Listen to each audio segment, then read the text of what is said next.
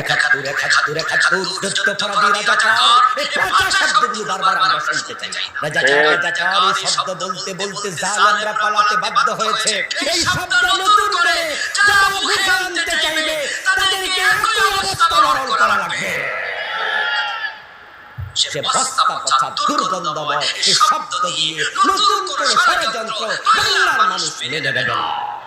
আরে যুদ্ধপরাধী কারা হয়? যারা যুদ্ধ করে।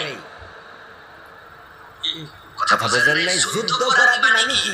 যুদ্ধ চলাকালে যারা দুই গ্রুপ যুদ্ধ করছে, ওই যুদ্ধের মাঝে লুট করছে, দর্শন করছে, খুন করছে, ওরা যুদ্ধে গিয়ে অপরাধ করেছে। যুদ্ধ অপরাধী, যুদ্ধ অপরাধী। তো যুদ্ধ তো হয়েছিল পাকিস্তানি সৈন্যের সাথে, ইন্ডিয়া এবং বাংলাদেশের মুক্তিযোদ্ধাদের। এখন যারা আল্লামা সাইদি আছে, নিজামী আছে, তারা কি যুদ্ধ করছে?